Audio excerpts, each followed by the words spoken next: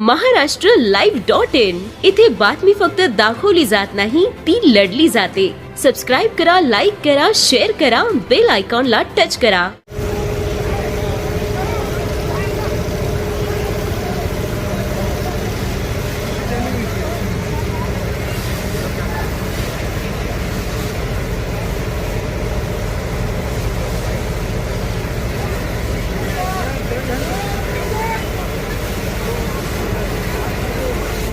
आज आम्हाला 16:40 fire call प्राप्त झाला।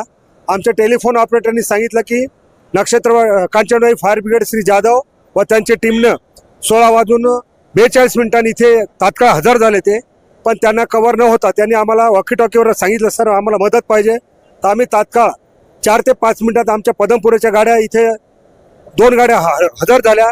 त्याच्यानंतर आग मोठ्या प्रमाणात असल्यामुळे मी स्वतः आणि आमच्या फायर ऑफिसर श्री खांडेकर, श्री कुलकर्णी गंगावणे आणि बाकीचे आमचे श्री कोल्हे सर्व टीम आमची हजर झाली।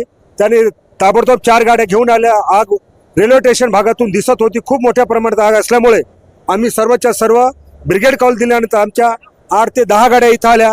त्याच्यानंतर पाण्याची कमतरता पडल्यामुळे, उन्हाळा दिवस असल्यामुळे, आग मोठी असल्यामुळे आम्ही आमच्या ब्रॉझर 8,500 असे 16 लिटर आहेत, त्यांना आम्हाला खूप मदत भेटली।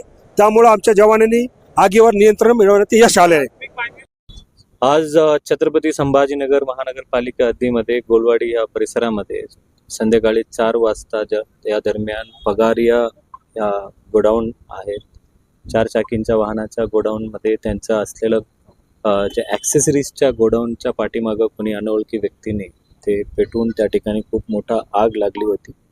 या आगीच्या नियंत्रणासाठी त्या ठिकाणी फोन केला असता आपल्या छत्रपती संभाजीनगर महानगरपालिका आणि MIDC यांचे 2 बंब आणि आपल्या महानगरपालिकेच्या 8 बंब आणि जवळपास 4 ते 6 टँकर्स असे एक मोठी आग असल्यामुळे एक संयुक्त कार्यवाही पुनश्च एक वेळा MIDC आणि महानगरपालिकेच्या आग प्रतिबंधक उपाययोजनेच्या जे कर्मचारी आणि अधिकारी आहेत एकत्रितपणे समन्वयाने काम करून आज सर्व आग विझवण्यात आलेले आहेत।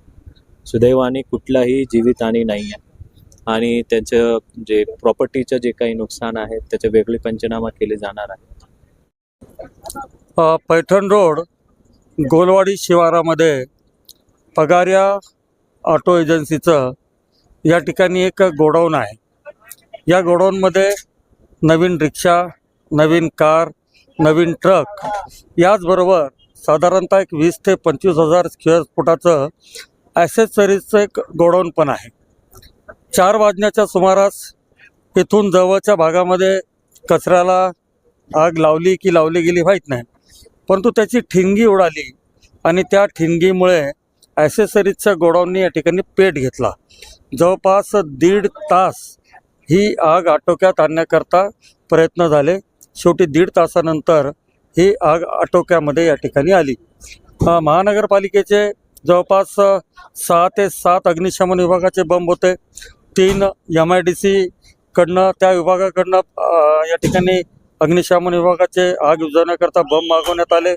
पोलीस यंत्रणा होती, सामाजिक कार्यकर्ते सुद्धा होते या ठिकाणी।